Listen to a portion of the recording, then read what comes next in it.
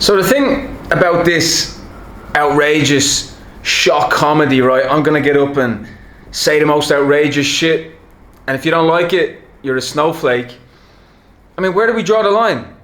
Like, what he's just done, talking about Chinese people, does that mean if I get up and do a stand-up show and I introduce my fellow black comic, for example, all right, give it up for my colleague here, this filthy little cotton-picking, watermelon-eating N-word. Oh, it's just a joke. Just joking. Come on, lighten up. I mean, what? Are you serious? You really think that should be condoned and allowed? You realize the precedent you set if you allow that kind of shit to be said? And this is not being the humor police. This is not some Orwellian shit about like, oh, policing what people can say and do. No, it's like, don't be a cunt. Come up with some good comedy and we'll laugh. I love comedy. I love the OG comedians. George Carlin, Eddie Murphy. In modern times, people like Ricky Gervais, Tommy Tiernan from Ireland. Lots of great guys. I've even liked a bit of Joe Rogan's. I know a lot of people say he's not that good, but I've loved some of Joe Rogan's stuff. Never heard him go to this baseline racism, race baiting stuff. I've never seen him scrape the barrel like that. There's a lot of other really good guys who can be shocking and outrageous without taking it to those places. And the reason they're taking those places, I must stress again, because they're not good. They haven't got any good quality comedy. Later on in the set, like we saw... Okay, what's up guys? Paul here with this YouTube video. Today, I'm gonna talk about and react to the controversy surrounding Tony Hinchcliffe's stand-up comedy in Austin, Texas last week, in which he made a lot of jokes about Asian people, in particular Chinese people, which was personally directed, first of all, at Peng, the Chinese-born American citizen comedian who introduced him. Okay, so there's a lot to talk about here. First off, I'm gonna play the clip, and then we'll talk a little bit about that clip and my reaction to it and some of the historical context behind it. And then I'll roll his full set because his mate Ari Shafir, surprise, surprise, a man who once beat up little Asian guy Bobby Lee, backing his mate Tony Hinchcliffe here in this situation. He's posted Tony's full stand-up set to his YouTube channel in some weak, half-assed attempt to try to contextualize it and give it, you know, full backstory. Nah, there's no backstory. It was just a personal racist attack. I would have needed to see so much from Peng Dan in his bit. So much outlandish racism from a minority Asian punching up to white privilege, which is what I'm assuming Tony Hinchcliffe is, a waspish looking white American dude. He would have had to have been so over the top to justify being called a filthy little chink. And sure enough, Peng Dan didn't do any of that. His whole bit was about stopping racist hate towards Asian Americans and Asians in general around the world. So I don't know what Ari Shafir was trying to do here. The guy who thinks laughing about Kobe Bryant's death. And no, I'm not shocked by that. It's just a crap joke. Your jokes are crap, mate. Come up with some better stuff. If you gotta be shocking, it's because you're crap.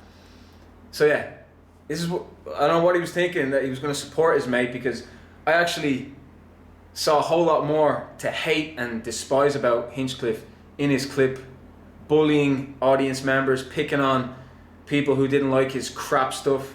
So we'll get into that by and by. All right, first let's roll the important intro clip. All right, so here we go. Peng Dan has just finished his set and he's about to introduce his colleague, bear in mind his colleague, fellow comic Tony Hinchcliffe, onto the stage.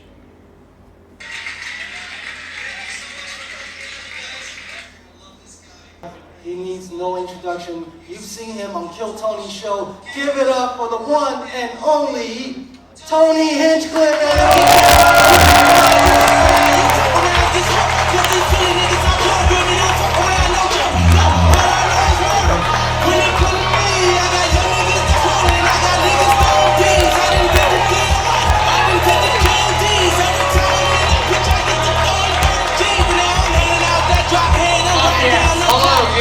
Welcome, hello. How about one more time for the filthy little fucking chink that was just up here? All you fucking race traders are hooping and hollering. I'm back there watching you, puking in a fucking bucket. Oh, we making a gunpowder. Oh, you want extra soy sauce. Oh, you borrow money from us. And you guys just eating it up, you fucking pussies. Look at you. You fucking fake bitches in this room. I don't even want to make you guys laugh. I don't even like you anymore. These fucking Chinese people, they find out we have flying bats every night, and here they come. Ooh, flying soup. And you guys just eating. I love the liberal chicks just holding strong. Can't even smile at this, huh? No way, we can't even bend. This guy's being serious. He must have hated his blood. Pause it there, okay? Because there's so much to unpack here, right? But especially that last little line that he said. Oh, he's being serious, right? So what he's doing there is a very manipulative tactic that himself and Ari Shafir and all these shock comics use on their viewers and audience. It's essentially a form of blackmail, especially in the background and the context of the pushback against cancel culture right now. It's like they feel that, yeah, we're gonna go out here and talk the most vile, heinous shit, most outrageous shit we can come up with. Low-hanging fruit, witless, charmless, crap stuff, but it's gonna shock. And if you don't like it, and if there's oohs and ahs, well then you gaslight. You gaslight the audience as overly sensitive, liberal snowflakes. And then you still come out with a W because you've shamed and gaslit them into not being able to handle it. But here's the thing! Your joke is crap! It's a shit, horrible joke. There's no punchline. You've just come out and been incredibly horrible and racist to your fellow comedian. Now, let's imagine for 1 second he was playing some sort of satirical role, because surely, like, it's kind of hard to know what, like, did he just come out and make the jokes in a personal way? Just being nasty? Was it, this is a comedy set and I'm kind of in character and we all got to take what happens in this shitty little comedy den and we all got to put our personal stuff to one side and play the role? Is that what he's doing? It's satirical role? Even at that furthest push, like, I'm sorry, this is not liberal comedy police here. Like, I've got a sick sense of humor, but there do have to be limits, because it's not all equal. Like, if we're talking about Orwellian surveillance, Orwell's great quote, all animals are equal, some are more equal than others. Well, here, he's a waspish white guy punching down on an Asian minority, Chinese in this case, and that's extremely important, because he is in the position, the privileged position of a white privileged male in Texas, a place where he probably feels he can get away with this kind of stuff a bit more. Historically, you know, the Deep South, a place where white privilege has reigned supreme and minorities have suffered more. I don't need to go into that in too much more detail for now. And yeah, see, this, I have to get into the historical context here, because I have done a bit of further research over the last couple of days about this in preparation for this video. I've already been a bit clued up about this. I teach Chinese people. I've learned a lot about Chinese history. So the current wave of anti-Asian sentiment sweeping the US and Canada, all of North America, isn't just in a vacuum. It hasn't just sprung out from the China virus rhetoric spouted by Trump.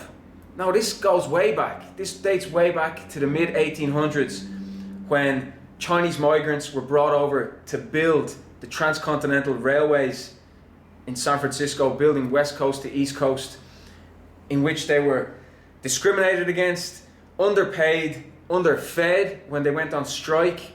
Their food supplies were cut off by the tycoons until they nearly starved.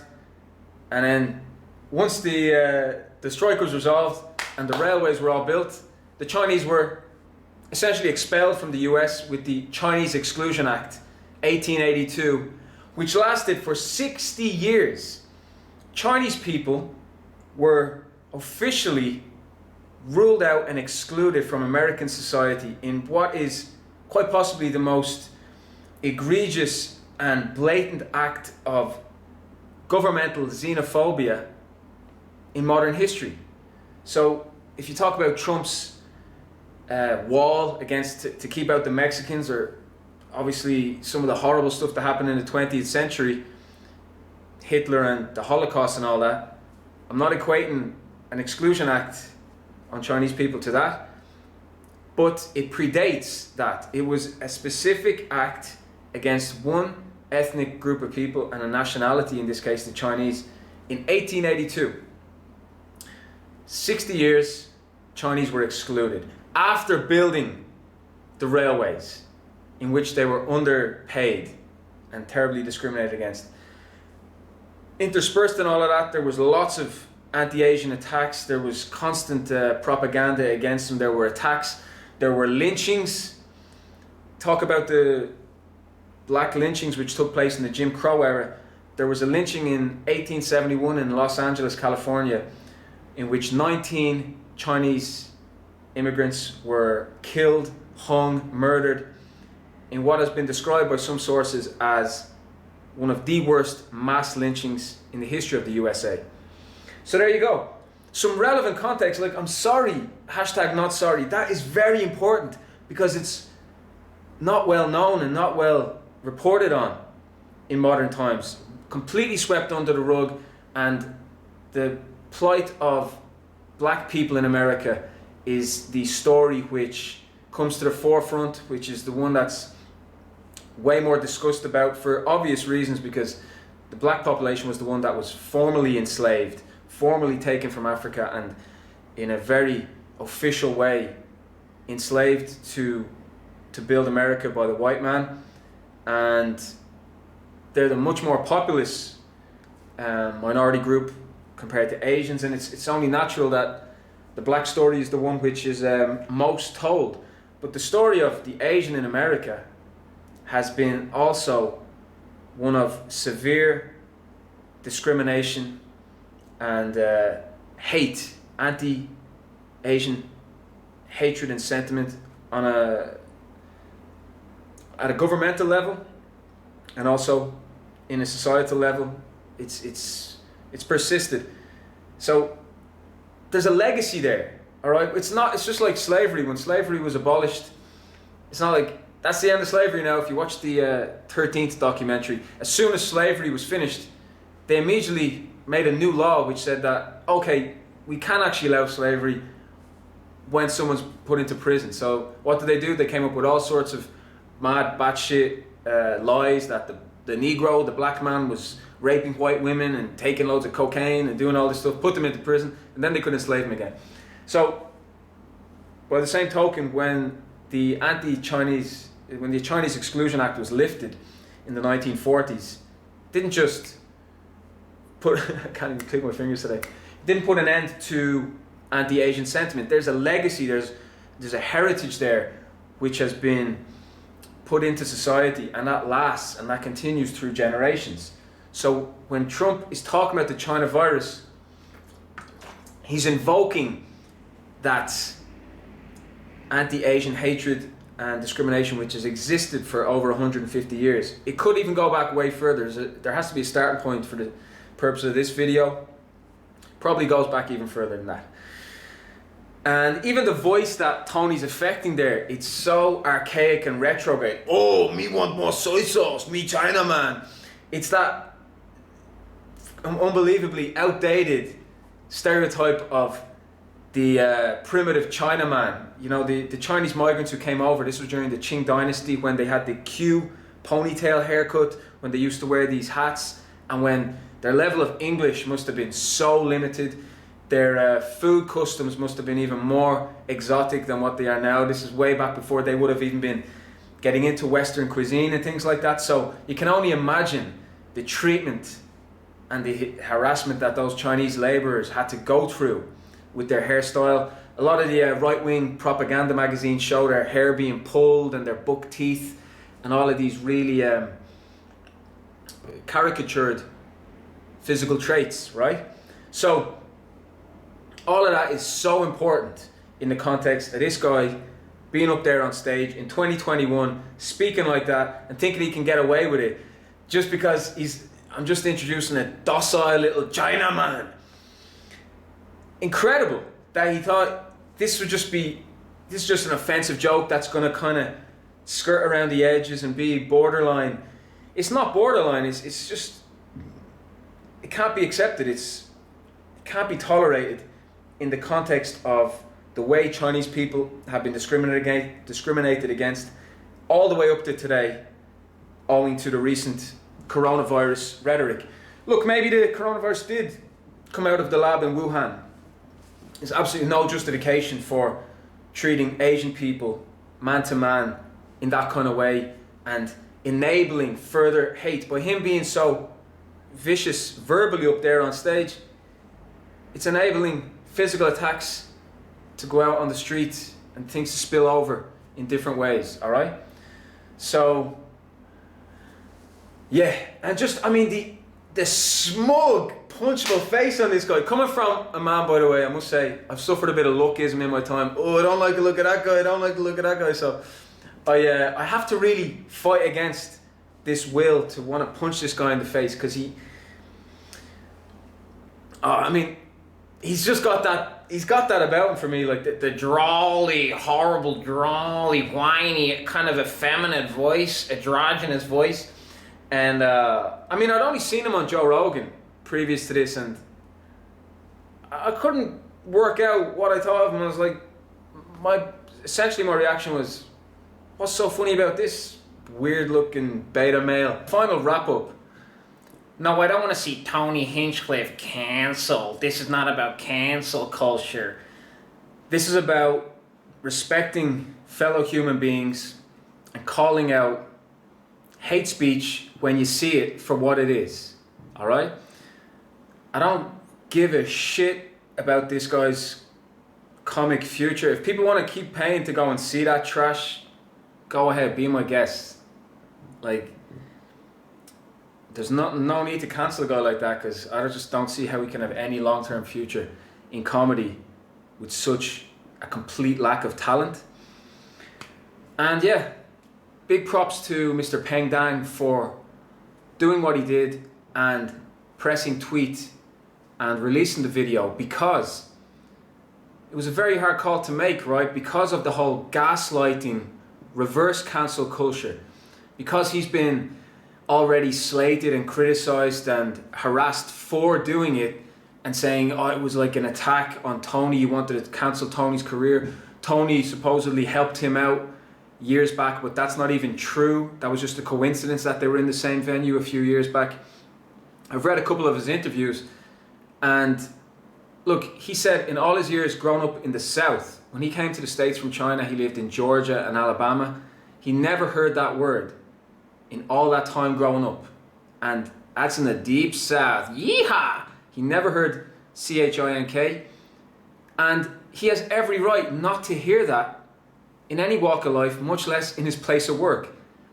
What point are we getting to here where you're not allowed to call that out? Like vicious, racist hate speech. Just call it for what it is. And no, we're not playing some manipulative cancel culture game here and trying to blackmail people and like a reverse psychology bluff calling thing.